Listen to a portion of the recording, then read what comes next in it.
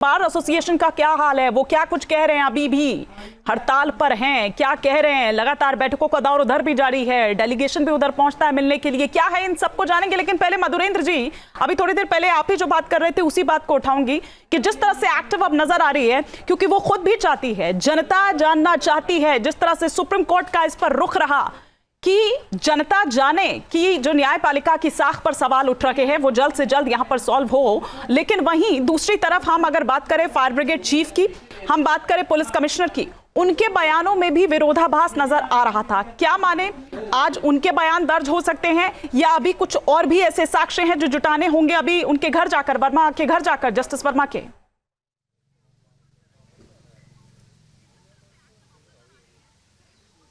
देखिए, जस्टिस वर्मा का घर ही वो जगह है जो तमाम साक्ष्यों का सबसे बड़ा एपिसेंटर है। और जस्टिस वर्मा भले ही इस मामले से पल्ला झाड़ रहे हों, लेकिन जो साक्ष्य पब्लिक डोमेन में आए हैं दरअसल वो इस मामले से उनको जोड़ते हुए दिखाई दे रहे हैं। ये और बात है कि इस बात की पुष्टि होनी बाकी है अभी कि दरअसल जो समूचा नोट कांड है उसके पीछे किसका हाथ है, क्योंकि जस्टिस वर्मा के शब्दों में कहें तो उनका कोई लेना देना नहीं। यहाँ तक कि उस कमरे का एक्सेस जो ओपन है वो सबके लिए है, यानी CPWD के स्टाफ के लिए भी है, उनके स्टाफ के लिए भी, सिक्योरिटी स्टाफ के लिए है। तो ऐसे में जांच कमेटी जो है वो दरअसल ये तय करेगी कि जो समूचा नोट कांड है उसका सच क्या है। और इसीलिए यहाँ पर होने वाले जो बातचीत है, दरअसल यहाँ रिकॉर्ड होने वाले जो बयान है वो काफी मायने रखते हैं, चाहे वो यहाँ पर काम करने वाले स्टाफ्स का हो, सेक्रेटरीट स्टाफ्स का हो, या उस PA का हो जिसने सबसे पहले पुलिस को कॉल किया था कि यहाँ पर आग लग गई है। उसके अलावा जो सुरक्षा कर्मी है उनका है, जो तमाम फोन सरेंडर किए गए हैं उसके कॉल रिकॉर्ड की फॉरेंसिक जाँच जो है वो होनी है। और इसके अलावा फायर सर्विसेज और दिल्ली पुलिस की भी बयान को दर्ज किया जाना है। तो ये तमाम बयान दर्ज करने के बाद जो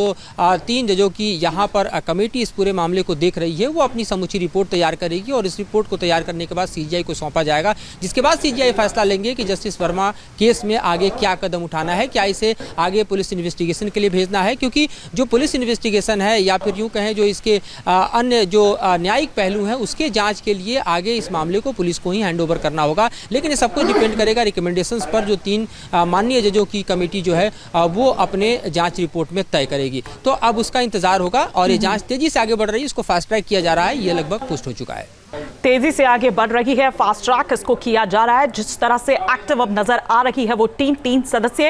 एक बार जरा हम मानवेंद्र प्रताप सिंह का रुख करते हैं। आज वहां पर इस वक्त क्या कुछ चल रहा है मानवेंद्र, आपसे ये समझना चाहेंगे, क्या कुछ और नए प्रस्ताव पारित करने की वहां पर बात हुई है या फिर वो जो चिट्ठी भेजी गई थी वो बीच का रास्ता जो बातचीत के लिए बात करने की बात हो रही थी उसे लेकर क्या कोई अपडेट मिल रहा है?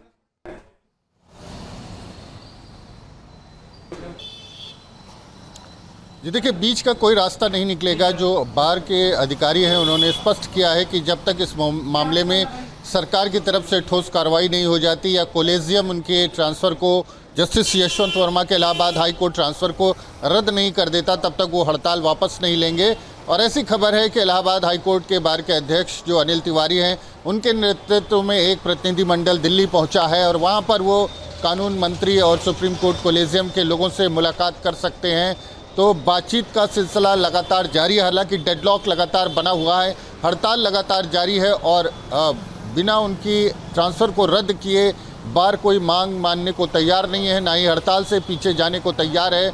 उनका कहना है कि इस पूरे मामले पर जिस तरह से जो जांच की जा रही है, जो 3 जजों की जो एक समिति है वो जांच कर रही है, उसके बजाय CBI से जांच कराई जाए और जो जुडिशियल प्रोटेक्शन मिलता है जजेस को वो केवल जुडिशियल एक्ट के लिए होता है, क्रिमिनल एक्ट के लिए नहीं होता है। तो उसको लेकर के भी एक मंथन यहाँ पर चल रहा है। और साथ ही अब चर्चा ये भी चल रही है कि जिस तरह से कॉलेजियम के द्वारा जजों की नियुक्ति की जाती है और जिस तरह के उनको प्रोटेक्शंस मिले हैं, जिस तरह से उनको विशेषाधिकार प्राप्त हैं, तो तमाम इस तरह के जो मामले सामने आते हैं उसमें आज तक कोई किसी भी जज के खिलाफ कोई कार्रवाई संभव नहीं हो पाई है।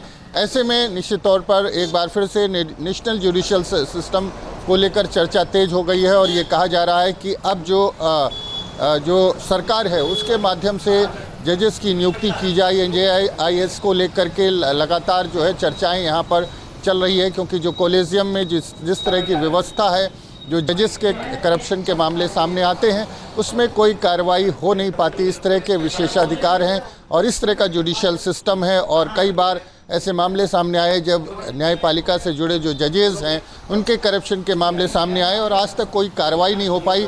आज तक जो संसद है उसके द्वारा जो जजेस का इम्पीचमेंट का प्रोसेस है, कोई एक जज ऐसा नहीं हुआ जिसका इम्पीचमेंट किया गया हो, जिस पर महाभियोग लगा के उसको हटाया गया हो। तो इस तरह के तमाम विषय हैं। अब ये विषय सिर्फ एक मामले से जुड़ा हुआ नहीं है, तमाम जो जुडिशियरी से जुड़े विषय हैं, चाहे वो कॉलेजियम से जुड़ा मुद्दा हो, और कई सरकारों ने पहले भी प्रयास किया कि ये ठीक है मानवेंद्र के कई सारे मुद्दे हैं, और कल भी जब आप उन वकीलों से बात कर रहे थे, अधिवक्ताओं से बात कर रहे थे, तो वो तमाम मुद्दे निकलकर सामने आए। लेकिन जो ट्रिगर करता है वो जस्टिस वर्मा का मामला ट्रिगर करता है। उसी को आप देखिए कि कितने मुखर तरीके से अनिल तिवारी उठाते हुए नजर आते हैं। लेकिन ये डेडलॉक कहीं तो खत्म करना होगा। अनिश्चित काल के लिए यूं कामकाज तो ठप नहीं किया जा सकता, और वो भी तब जब जांच चल रही है और तेजी से चल रही है।